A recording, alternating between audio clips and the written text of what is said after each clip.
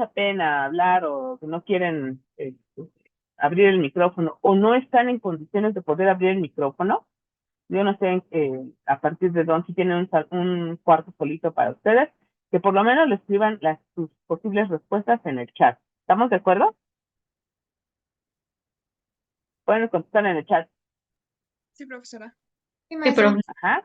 Sí, porque a mí no me gusta estar así, te digo, traumadísima del Zoom. Eso nomás lo hago porque no quiero de otra opción. Pero no me gusta hacer estas cosas. ¿Va? Entonces, yo necesito sentirme acompañada porque si no, entonces, no me agrada. Ok, bueno. Entonces, volviendo al asunto que teníamos. Fíjense, la PCR nos está permitiendo, nos va a permitir generar copias de un fragmento de DNA determinado. Y no se ocupan células. Otro método de obtener copias de un material genético de DNA en particular, como en el caso de, aquí se ve el DNA y yo quiero copias de esto que se ve en color azul. De esto que se ve en color azul. Yo quiero copias de nada más este fragmento. Entonces, voy a idear un método que en muchos casos se le llama tecnología del DNA recombinante. Voy a utilizar esto para poder generar copias de DNA. ¿Ok? Entonces, en el seminario, ustedes se tienen que enfocar o se enfoca muchísimo a este método que está representado con muchos dibujos distintos, pero representan lo mismo. A lo que me refiero con dibujos distintos es con colores diferentes, etcétera. Pero básicamente el esquema es el mismo. ¿Qué presentan estos esquemas? Pues un vehículo, que en este caso es un vector, el DNA de interés o DNA pasajero o inserto. Y entonces lo que nosotros queremos es formar una molécula quimérica.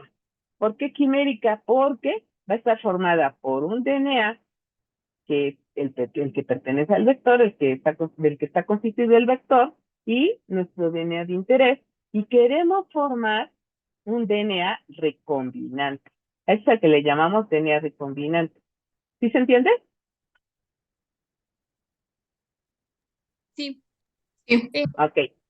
Entonces, eso es lo que le llamamos DNA recombinante o DNA quimérico. Es decir, la formación de una molécula de DNA a partir de dos fragmentos de origen distinto. En este caso, estamos teniendo el vector y el DNA de interés. ¿De acuerdo? Ahora, este DNA quimérico, pues cuando lo queremos formar, no siempre va a ser exitoso nuestro proceso. El poder unir este fragmento con este en particular, con el DNA de interés, no siempre sale. Hay técnicas distintas para poderlo formar, pero no siempre sale. Aquí, por ejemplo, les están mostrando que puede unirse al vector un fragmento que no es el que yo quiero, sino otro diferente, algo de por acá que no era lo que yo quería. Entonces puede haber DNA quimérico que se formó sin que yo lo estuviera queriendo. Yo quiero pero puedo tener resultados imprecisos. O puede pasar incluso que se abra el vector y se vuelva a cerrar y no entre nada nuevo. Y entonces si el vector se cierra y no entra el DNA de interés, entonces ese vector le llamamos DNA no recombinante. ¿Se entiende la diferencia entre el DNA no recombinante y el DNA recombinante? ¿La repite, porfa? Si el vector se abre pero se vuelve a cerrar sin que entre el DNA de interés, le vamos a llamar DNA no recombinante. Si logré introducir al vector el DNA de interés, se le llama DNA recombinante. ¿Ya se entendió? Sí, gracias. Ok. Entonces, Ustedes en sus seminarios, pues van a tener que contar esta historia. Ahora, ese es el esquema general. Ya que se formó el DNA recombinante, ahora lo que nosotros vamos a querer es que este DNA recombinante entre a una célula. No va a entrar a cualquier célula. No va a entrar a cualquier célula. Tiene que tener ciertas características esa célula para que yo pueda utilizarla como el hospedero, ¿no? Como la célula que va a almacenar o que va a permitir la introducción de este DNA recombinante. Fíjense, al proceso en el cual una célula acepta DNA desnudo, le llamamos transformación. Seguramente en algún lado ustedes vieron la transformación natural en microgeneral, en microbiología general. ¿Se acuerdan del experimento de Griffith y sus amigos? Sí. Ajá, el de los demococos, Ujú, sí. No en el manches, cual ¿qué es una teníamos transformación? las cepas rugosas que se mezclaban con qué?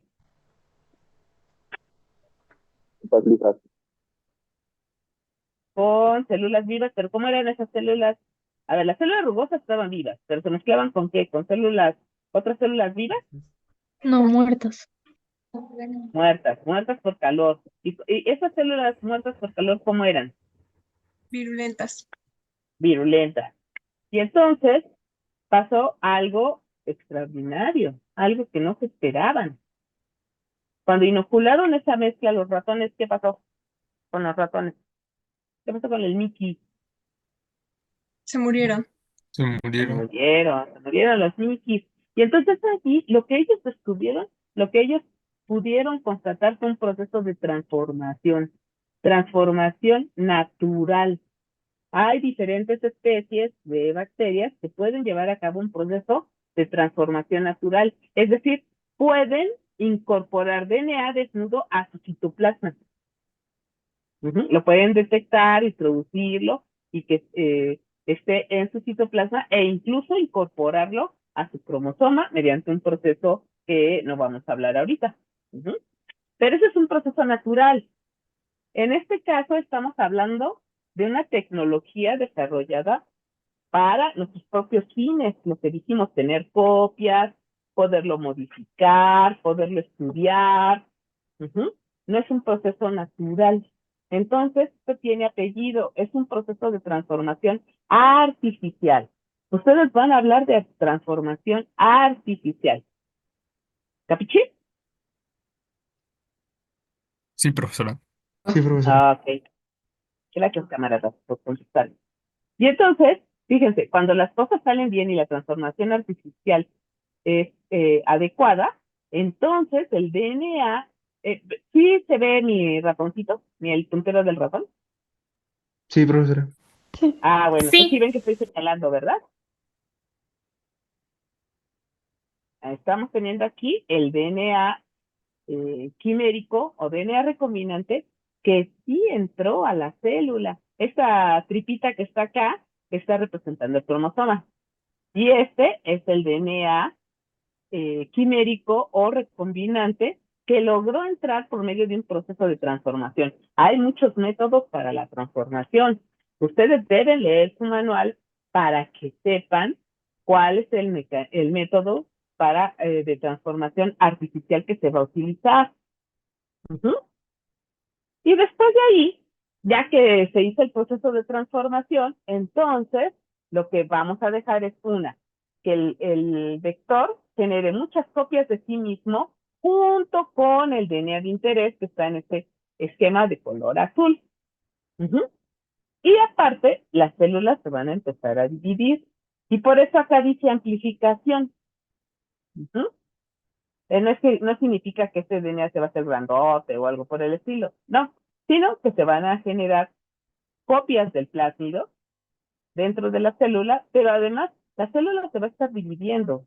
Y entonces, ¿qué va a pasar? Que vamos a tener muchas copias de este DNA de interés. ¿Se entiende hasta acá, Peque? Sí, profesora. Sí. Ah, Sí, profesor.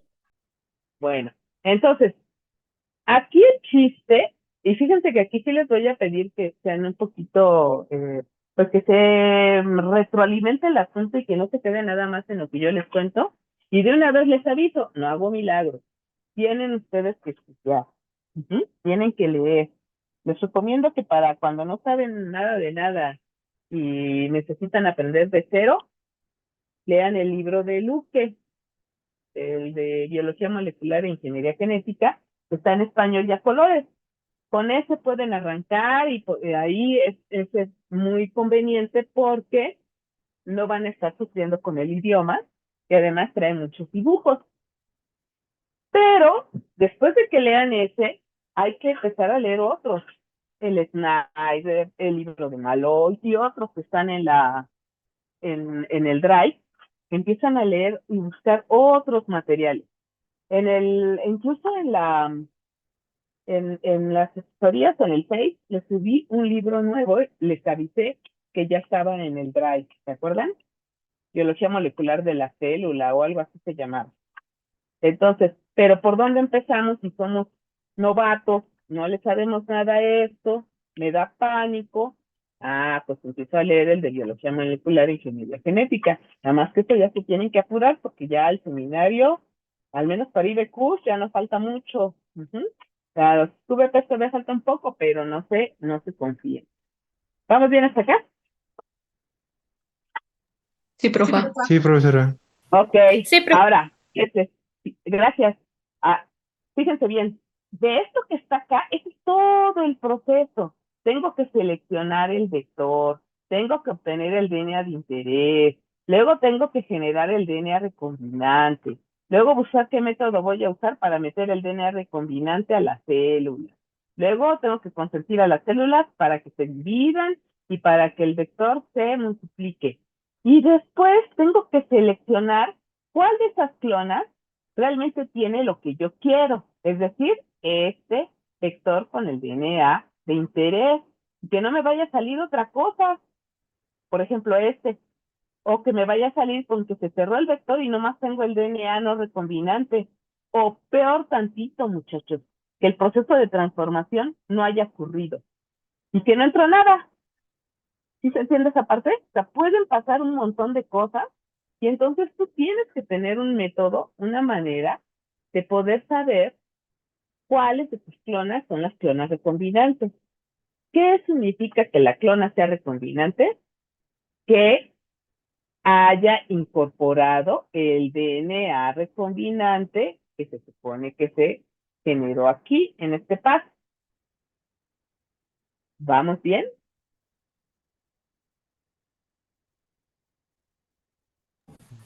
Sí, Sí, profa. Bueno, ok. Entonces, fíjense, tienen que leer el manual, porque en el manual se van a dar cuenta que no vamos a hacer todo en la práctica, que ustedes van a empezar, y eso se los voy a dejar de tarea, que lean el manual, que lean la práctica, que lean la introducción y que lean los métodos.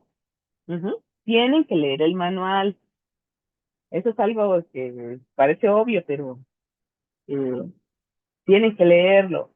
Y la próxima vez que nos veamos, el próximo miércoles, me tienen que decir qué parte de lo que está aquí se va a hacer en la práctica. Les voy a dar un tip. Empezamos por el final. Qué cosa, ¿no? Empezamos por el final. Entonces, no está fácil y se presta muchísima confusión. Una, porque, pues la verdad es que luego no leen la práctica. Y dos, porque pareciera que vamos a hacer todo esto y no es cierto. Empezamos acá. Los profesores que preparan la práctica, el maestro Toño, que es el que prepara la práctica, prepara estas células ya transformadas con el DNA recombinante que nos interesa. Obviamente es una práctica que tiene su complejidad, pero es controlada. O sea, nosotros ya tenemos, pues nos va a proporcionar el profesor, estas células transformadas con el DNA recombinante que se genera en la práctica. Ujú. Entonces, empezamos del final. Tenemos que leer la práctica y los métodos para hacer, profesora, sí es cierto. Nos van a dar unos tubitos que ya van a tener, una cepa de Escherichia coli que va a estar transformada con los vectores recombinantes. Ujú. DNA recombinante o vectores recombinantes. ¿Entiende, camaradas del bosque? Sí, profesora. Sí, profa. Ajá. Sí. Lo tienen que leer porque si no leen, estamos fritos. Ok, entonces digamos que el seminario que ustedes van a presentar va rondando este esquema. Entonces, ustedes tienen que hablar de cómo obtener el DNA de interés. Tienen que hablar de qué características tiene un vector.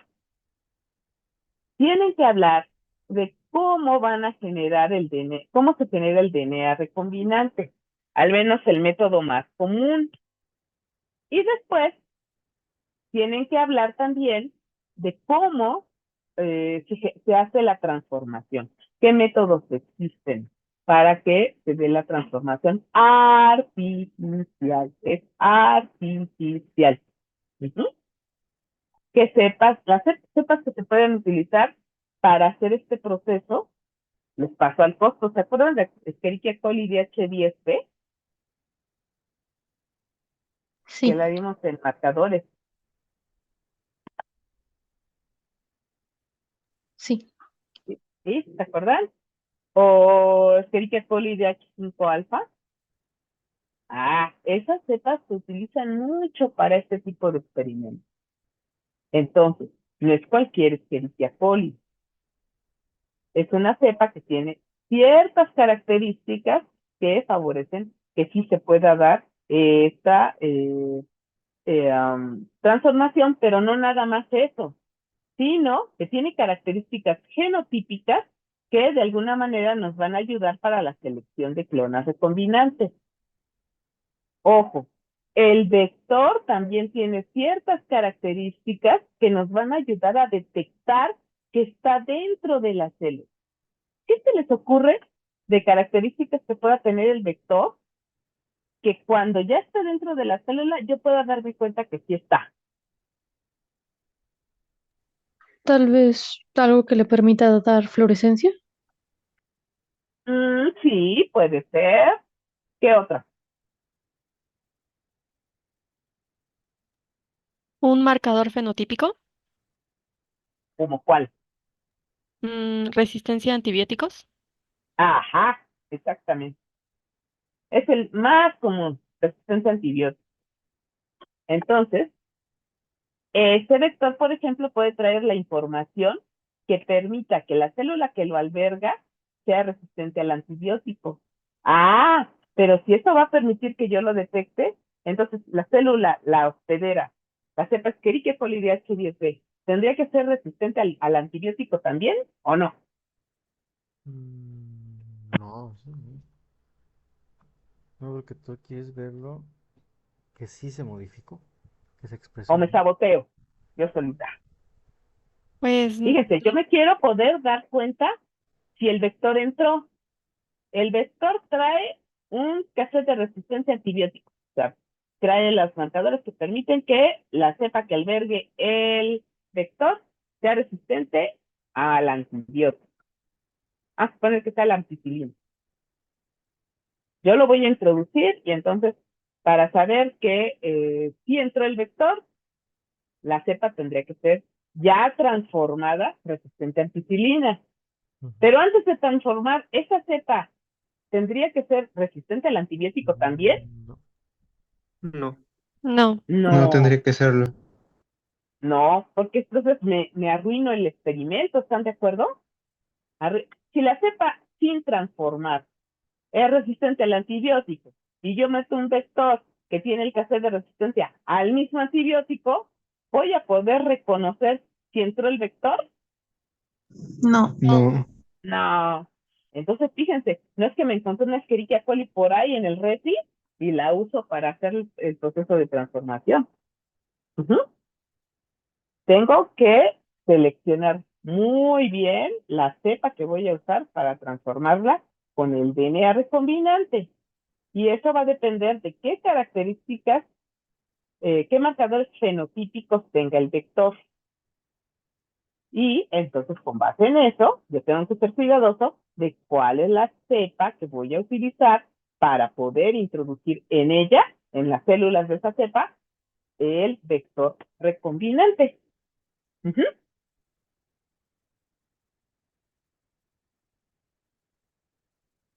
Entonces, como les iba diciendo, ustedes cuando empiezan su presentación pueden empezar a hablar sobre la ingeniería genética, sobre estas técnicas de manera general. Y luego pueden empezar con este esquema. Ujú. Y aquí tienen que hablar anteriormente qué significa clonación, la clonación de moléculas de DNA, cómo pueden ser involucrando células o no involucrando células. Esa parte, fíjense que viene bonito en el libro de Lupe. Ujú. Busquen clonación ahí. Y viene hasta un monito de la visita Doll y o sea, viene muy bonito, viene muy bien, muy esquemático. Pueden arrancarse de ahí y ya después aterrizar a este mecanismo de clonación. Ujú.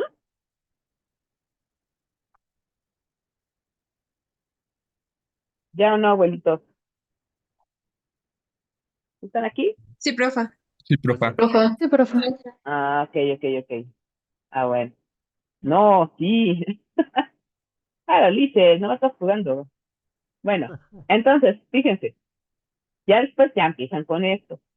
Y entonces, hablan de manera general, muy general, menos de un minuto. Y después de eso, yo sugiero, pero es mi sugerencia y yo ya les escribí, que lo que yo les diga acá es mi particular punto de vista de cómo tendría que ir el orden, pero no todos los profesores utilizan el mismo orden, algunos tienen otras, otra estructuración de la información. Entonces, ustedes no pueden pensar que porque yo les dije esto, ya a todos les va a gustar. Al que le va a tocar exponer, pues yo sí le pido, por favor, que utilice este orden y pues estaré yo trabajando con otro profesor. Si el otro profesor le sugiere algún cambio, yo no tengo ningún problema. Ujú. No me voy a enloquecer porque haya alguna modificación. Mientras lo expliquen bien, no pasa nada. ¿Sí me explico? Sí, me expliqué Sí, bien. profesora. Sí, profa. Bueno, entonces, y busquen otros monitos, no vayan a usar este. Ujú. De este esquema hay un montón de representaciones dependiendo del libro, pero básicamente es lo mismo. Oh, por Dios, dice que se va a acabar en 10 minutos. ¿Sí lo vieron? ¿Vieron el mensaje? Sí. O nomás me aparece a mí. Sí, ahí está el reloj. Bueno, fíjense, si nos corta, se corta, nos saca, porque pues ya no pago el Zoom, desde que ya empezamos a presencial, dejé de pagar el Zoom. Entonces no tengo sin límite de tiempo. Entonces lo que vamos a hacer es volver a entrar al mismo enlace. Según yo, no debe haber problema. ¿No quiero decir? Para que Sí, profe. completemos nuestra hora de Sí, profa. asesoría. Dijimos que vamos a estar una hora. Y esta cosa se corta a los 45 minutos. Entonces, así le hacemos. Nomás me aguantan a que yo vuelva a entrar. Y yo les aviso por el Face, ya estoy, y ya se meten. Bueno, voy a cerrar eso. Ok. Entonces, por ejemplo, a mí me gusta empezar por a platicar sobre las herramientas que se utilizan. Entonces hablo de enzimas de restricción. Cuando hablen de enzimas de restricción, tienen que definirlas, tienen que hablar de que existen varios tipos de enzimas de restricción, concretamente tipo 1, tipo 2 y tipo 3. Y tienen que platicar por qué las de tipo 2 son las chidas. Ujú. Y entre otras cosas, las enzimas de tipo 2 son las que se utilizan en estas técnicas de ingeniería genética porque porque reconocen una secuencia y cortan donde está la secuencia. El gran problema de las otras enzimas es que reconocen un sitio, pero cortan en otro lado. Ujú. Ya sea cerca o lejos, cortan en otro lado. Entonces, las de tipo 2 reconocen secuencias y cortan en donde están reconociendo. Entonces tenemos certeza en dónde está haciendo el corte e incluso sabemos cómo va a ser ese corte. Otra cosa importante es lo que son secuencias palindrómicas. En este caso, fíjense, A, A, G, C, T, T. De izquierda a derecha, eso dice A, A, G, C, T, T. Ahora de derecha a izquierda, A, A, G, C, T, T. Es lo mismo, ¿verdad? De izquierda a derecha y de derecha a izquierda en la complementaria, obviamente. Este tipo de secuencias, ¿cómo se les llama? ¿Palindrómico? No, Que se leen igual de izquierda a derecha palindrómico, ¿no? como de derecha a izquierda en la complementaria. ¿Palindrómicas? Palindrómicas. Palindrómicas. ¿Ah? Entonces, las enzimas de reacción tipo 2 reconocen secuencias palindrómicas y cortan en el sitio de reconocimiento. Entonces, estas flechitas les están diciendo en dónde son los cortes y el tipo de extremos que generan a partir de estos sitios de corte. Cuando tenemos cuando se forman estos extremos, ¿cómo es este extremo? T, C, G, A con respecto a A, G, C, T. ¿Cómo son entre sí? Son extremos cohesivos. Son complementarios, ¿verdad? Y entonces fueron extremos cohesivos, como dijo su compañera. Extremos cohesivos. Pero otros no. Miren, otros generan extremos romos. ¿Se dan cuenta? Aquí están las flechas que indican el corte. Entonces tienen que platicar qué onda con las tensiones de restricción e incluso también tienen que platicar cómo se forma el nombre. Ujú. Ahí tienen que sacar un copecho. Todo esto de las enzimas de restricción está en todos los libros. Todos los libros que les están recomendados para la materia de ingeniería, todos traen esta información. Es básica. Aquí hay otro ejemplo con EcoR1, pero básicamente es lo mismo. Extremos cohesivos, secuencias palindrómicas, Babalú. Estos de acá, yo les sugiero, esta presentación yo ya se las pasé. Estos, la verdad, yo les sugiero que no las metan luego a la presentación, a menos que se las pidan. ¿Va? No se molesten en eso. Esto lo usábamos mucho porque antes se ponían un artículo científico. Y el artículo científico involucraba a estas enzimas. Entonces, por eso las poníamos. Pero la verdad es que ya no. ¿Ok? Entonces, a menos que se las pidan, pues no las metan. Ok. Luego, fíjense. ¿Se acuerdan que les dije que el monito nos estaba diciendo el DNA de interés? Ustedes tienen que abordar el tema de cómo obtener el DNA de interés. Y el DNA de interés tienen que mencionar qué pasa con la síntesis química. Ujú. ¿Se acuerdan que les puse ya un enlace de un investigador que trabaja en el Instituto de Biotecnología de la UNAM y que dio una conferencia en tiempos pandémicos? El profesor Antonio Ibarra nos hizo favor de grabarlo y sobre todo fue muy generoso y nos lo compartió. Y lo ¿Se publicó. acuerdan que esta conferencia ya se las puse en el Face, en las asesorías, en el Face que tenemos? Está, pues, algo larguito, 1 hora y media, 2, creo que tiene. Está muy entretenida. El señor sí sabe exponer, sabe, y sabe lo que hace. A eso se dedica. Para eso le pagan, para hacer síntesis química. Entonces, tiene unos esquemas muy bonitos, muy buenos, y yo les sugiero que, por favor, es imperativo que vean esa conferencia. Ujú. Porque les explica con tantos pelos y señales cómo es la síntesis química. Y tiene unos esquemas muy buenos. Este es el de Luque Yerraes. Es muy simplificado. Ujú. Es el que a mí me gusta revisar. Pero no forzosamente tienen que usar este. Pueden hacer algunas capturas de pantalla de la exposición del doctor y obviamente nomás lo citan y ya. ¿De acuerdo?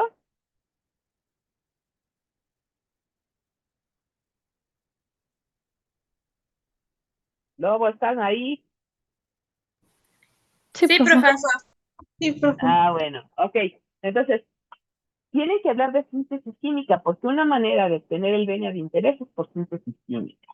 Otra manera de obtener el DNA de interés es por PCR. Ujú. Otra manera de obtener el DNA de interés, RT-PCR.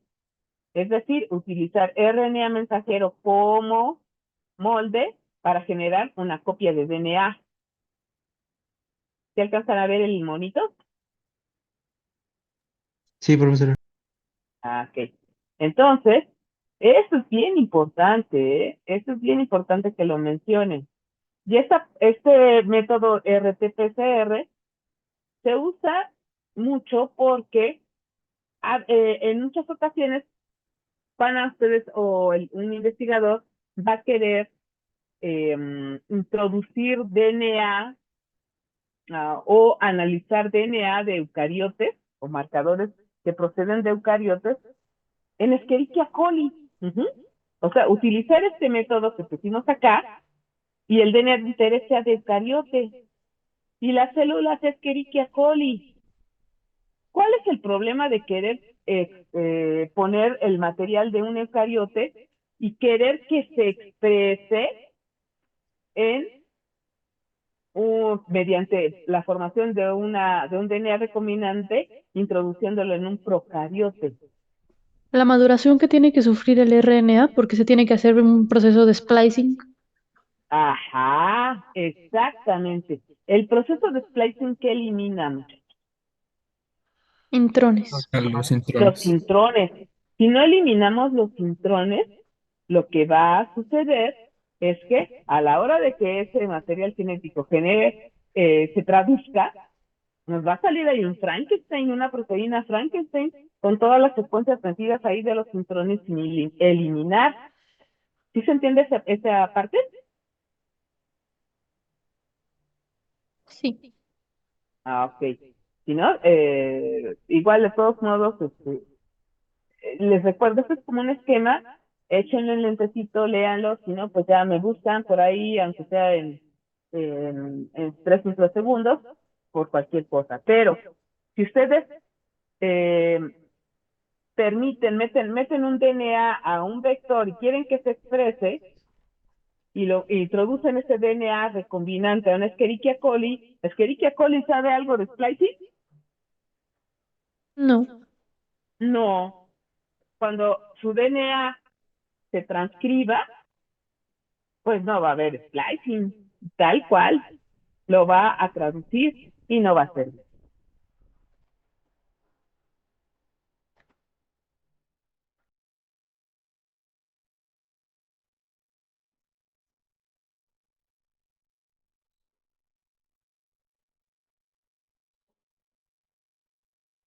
Ok, ya estamos de regreso. Entonces, lo del RT-PCR, por eso es tan importante que lo mencionen, pero también es importante saber por qué lo están mencionando. ¿Por qué no basta con haber usado PCR para obtener el DNA de interés? Ujú. Esta parte, lo más relevante, lo más relevante es que si nosotros queremos trabajar con DNA de eucariotes y expresarlo en procariotes, vamos a necesitar partir de RNA. Ujú.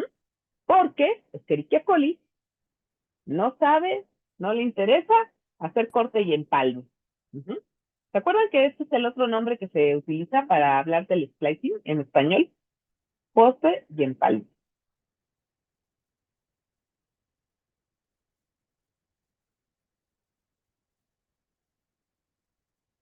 Bueno, parece que están entrando de nuevo. Ahí les vamos dando la acción.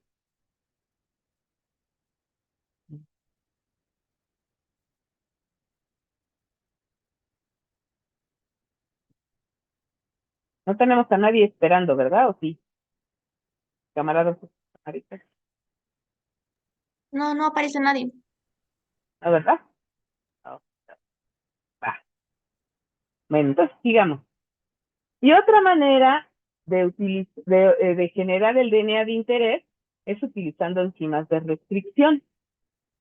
El ejemplo que les decía a sus compañeros era, vamos a suponer que ustedes fueron a un lugar remoto y dicen, pues es que yo quiero tomar muestras de ahí. Entonces van, toman una muestra y logran aislar algún microorganismo, alguna cepa, que pues simplemente por el hecho de estar ahí ya es interesante. Su presencia es interesante. Pero, pues, han intentado ver qué puede ser y no saben. Y entonces hacen aislamiento de DNA y lo someten a la actividad de alguna enzima de restricción y hacen un corrimiento electroforético con un marcador de tamaño molecular y generan bandas. Esto es un ejemplo muy burdo, muy grueso. Si se generan las bandas, yo voy a saber, sobre todo si es un marcador de tamaño molecular, voy a saber de qué tamaño son las bandas generadas por la digestión, así se dice, digestión del DNA que aislé de esa cepa con una enzima de restricción. Entonces se generan las bandas. ¿Qué van a ustedes a saber de esas bandas? Lo obvio. Si lo corrieron en un gel, ¿qué van a saber ustedes de esas bandas?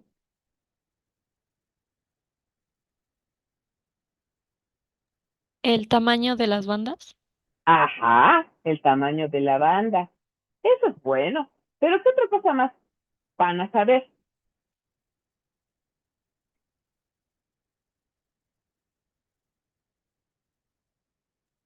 Los La secuencia de los extremos en las que cortó esa enzima. Ajá, exacto.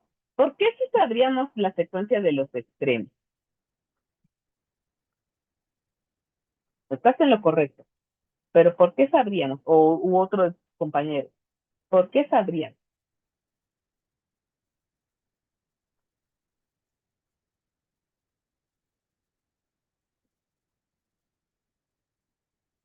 ¿Por qué sí lo sabrían? Está bien, ¿eh? Lo que dijo su compañera, sabríamos la secuencia de los extremos del fragmento. ¿Por qué sí lo sabríamos? Por la enzima que se utilizó. Ajá, porque nosotros vamos a saber qué enzima estamos utilizando. Y esa enzima, pues nosotros vamos a saber cuál es la secuencia de reconocimiento, ahora sí que, cuál es la secuencia de reconocimiento de esa enzima. ¿Cuál es la secuencia que la enzima reconoce? ¿Capichí? Entonces, si sabemos eso, podemos hacer muchas cosas. ¿Por qué? Porque ya vamos a tener manera de poder introducir esos fragmentos a un vector. Corto el vector con la misma enzima de restricción. ¿Sí?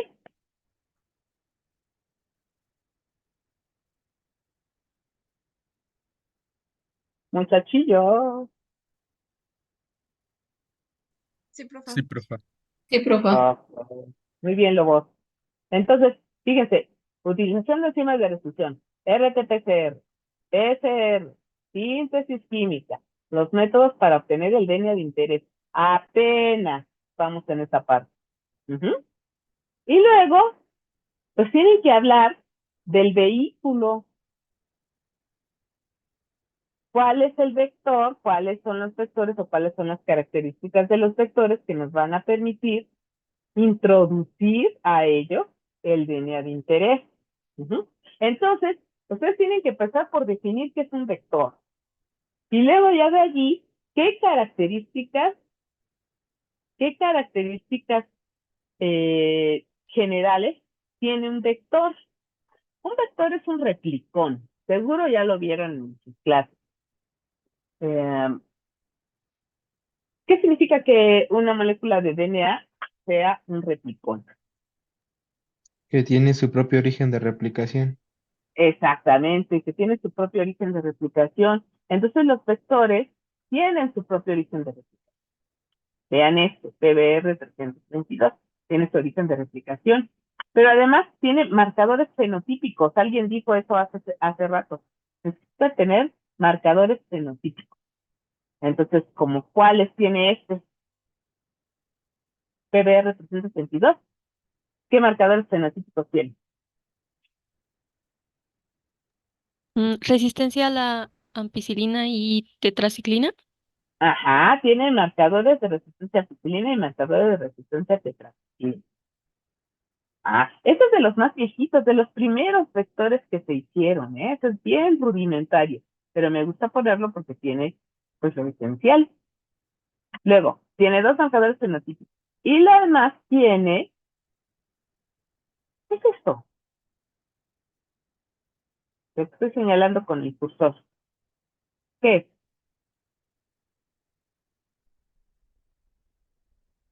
¿Proteínas? No. Las enzimas. No, no sé exactamente qué dice en las enzimas. Ahí no hay enzimas. Es DNA. Son sitios de reconocimiento. Exacto. Sitios de reconocimiento ¿para quién? Para diferentes enzimas de restricción. Ajá. Entonces, fíjense, bien abusados, camaraditas, bien abusados. Porque si ustedes les dicen en el seminario que lo que hay aquí son enzimas, los van a malmirar. Ujú. Porque el vector no tiene enzimas. El vector es DNA. Ujú. Entonces, si aparecen los nombres de las enzimas, no es que estén allí las enzimas, no. Lo que hay son los sitios de reconocimiento para estas enzimas de reconocimiento. Entonces, si se fijan, prácticamente todas las enzimas, todas las secuencias de reconocimiento son para diferentes enzimas. Eso es importante. ¿Qué pasaría si todos los sitios de reconocimiento fueran para EcoR1? EcoR1, EcoR1, EcoR1, EcoR1, EcoR1, EcoR1, EcoR1.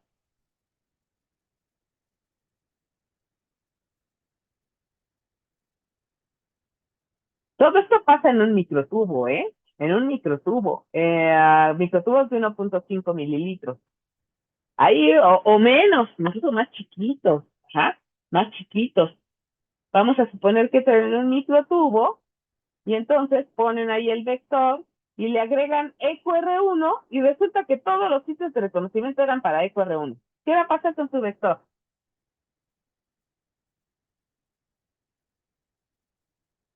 Abuelitos, ¿qué va a pasar con su vector si todos los sitios de reconocimiento eran para la misma enzima de restricción y pusieron al vector y le agregaron la enzima? Se va a ¿Qué va a inhibir la pasar? enzima. Va a tener pedacera de vector y a poco se le sirve.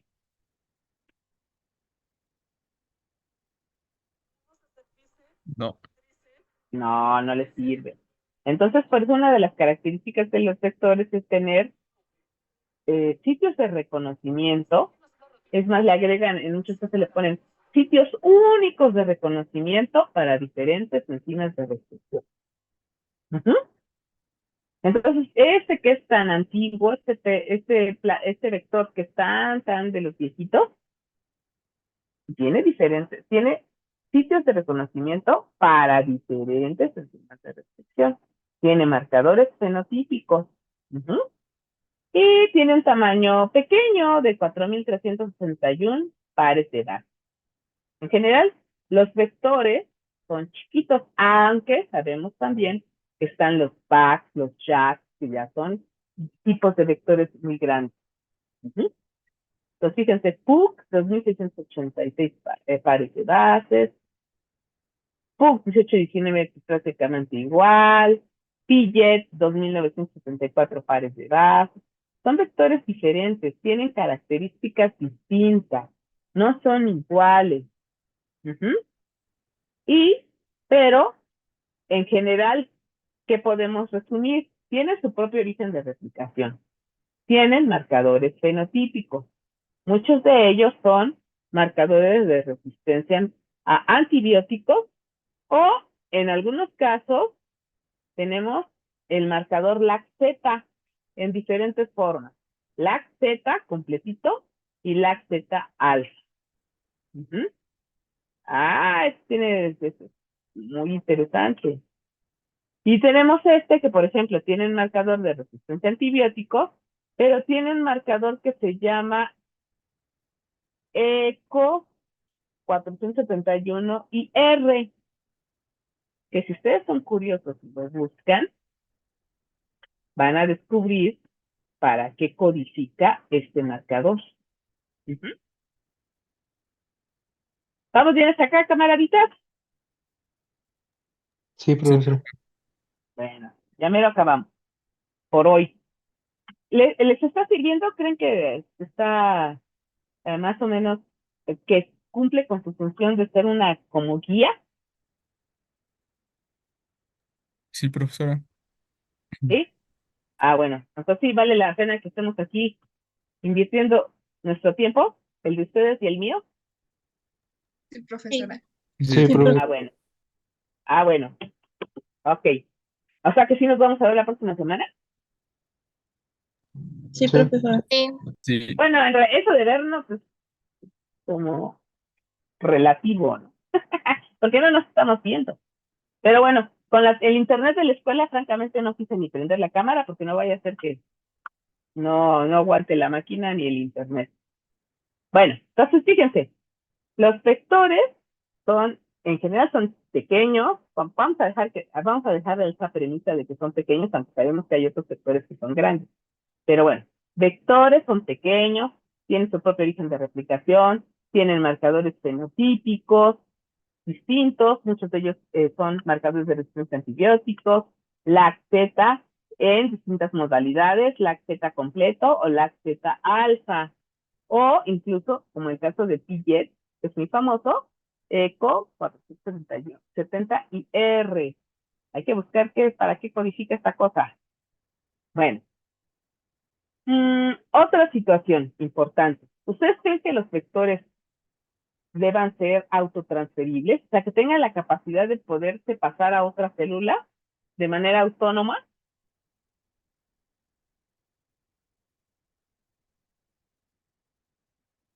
¿Nos convendrá? O sea, como científicos responsables, ¿nos convendrá? O sea, ¿será adecuado? No es de convenir, es de No, correcto.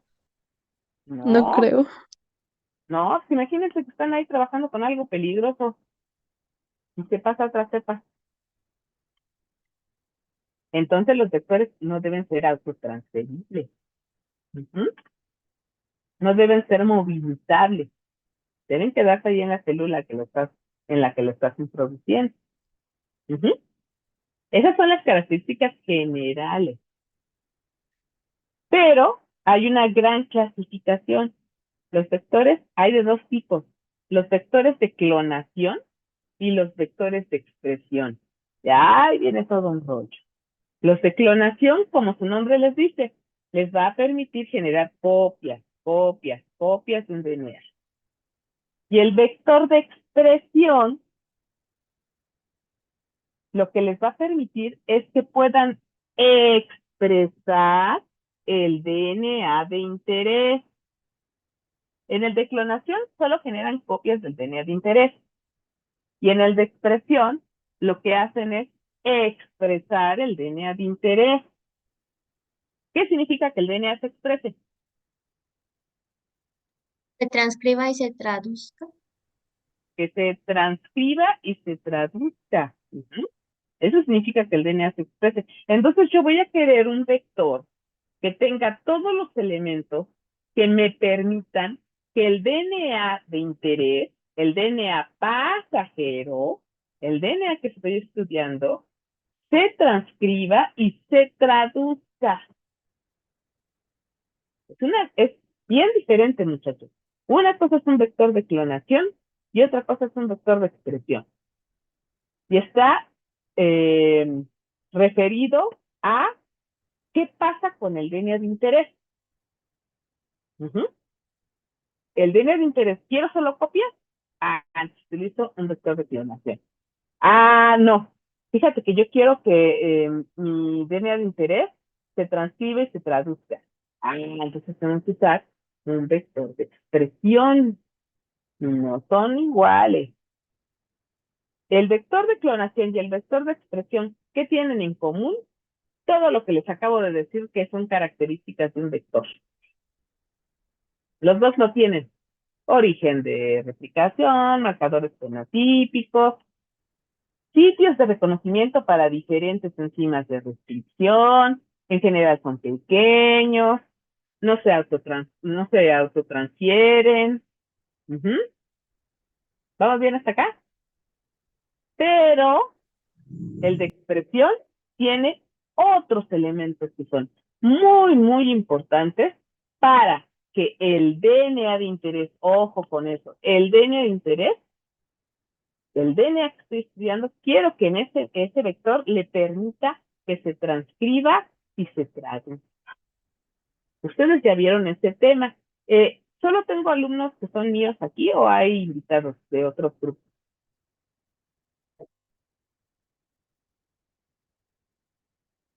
Y los tres, todos son alumnos míos del IM1, IM2 o del 6QB2, o No, hay de profesora. otras, o hay de otras tierras. 6IM2, ¿hay alguien que no sea de los grupos 6IM2, 6IM1 o 6QB2? ¿O todos son de ese? ¿Hay gente del 6QB2? Sí, maestra. Ok. Con el profe Sí. Ares, ustedes seguramente ya vieron qué elementos se requieren para que se transcriba el material genético y para que se traduzca. Si no se acuerdan, revísenlo, por favor. Y los que están tomando el curso de teoría conmigo, 6IM1 y 6IM2, si no se acuerdan, repásenlo, porque ya lo vimos. Ujú. Lo vimos en el primer parcial. Entonces, por ejemplo, para que un DNA de interés, un DNA, un gen estructural, se transcriba, ¿qué se requiere que tenga?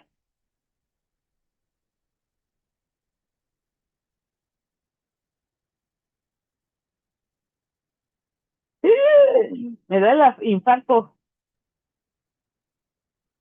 Un gen estructural, muchachos, ¿qué necesita para que se pueda transcribir? Ribonucleósidos, trifosfato, RNA polimerasa y DNA molde. Pero para que empiece el proceso,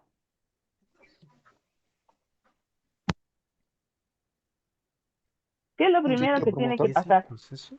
Ajá, tiene que reconocer la secuencia promotora. Si no hay promotor, no hay manera.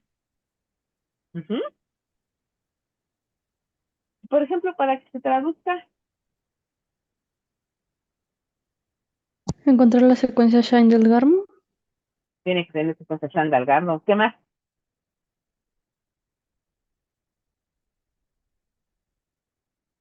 Un codón de inicio. Codón de inicio. ¿Qué más?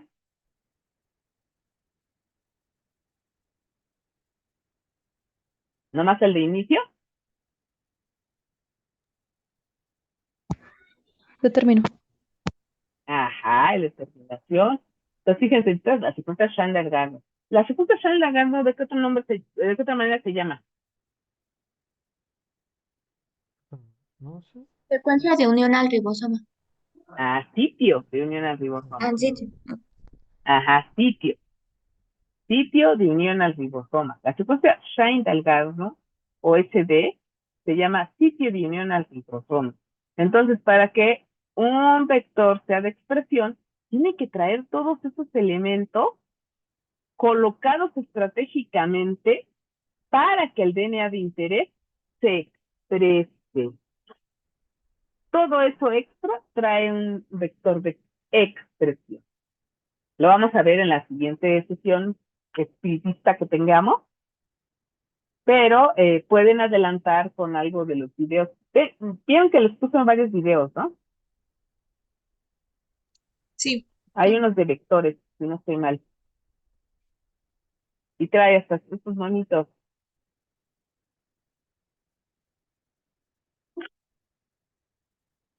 Y los tres, ¿sí los vieron que están ahí en el Face? de asesoría? Sí, ¿O, no es, profe. o ni siquiera lo han visto? Sí, ya lo soy. Sí. Ah, bueno. Ok. Gracias por contestar, mija, porque es la misma voz desde hace rato. Entonces, échenle un vistazo, ¿no? Dense tiempo en el fin de semana. Lo siento, soy yo otra vez. Entonces son unos videos y pueden adelantar sin tenerse que esperar tanto hasta la otra semana. Ujú. Ahí en el Face viene todos esos videos que hablan sobre los sectores, hablan sobre ah, cómo seleccionar las clonas. Es información básica que les puede servir. Entonces, échenle una miradita para que se apuren y puedan avanzar un poquito más rápido. Este tipo de información les va a ayudar para que cuando aborden los libros ya no sea tan de sorpresa. ¿Ok? Sí, profe. Sí, maestra. Maestra. Ok. Bueno, Sí. entonces la próxima clase, bueno, la próxima sesión de accesorias, platicamos un poco más sobre vectores y a veces hacemos algunos ejercicios. ¿Sale?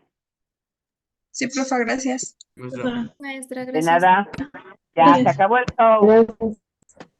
Gracias. Gracias. Entonces,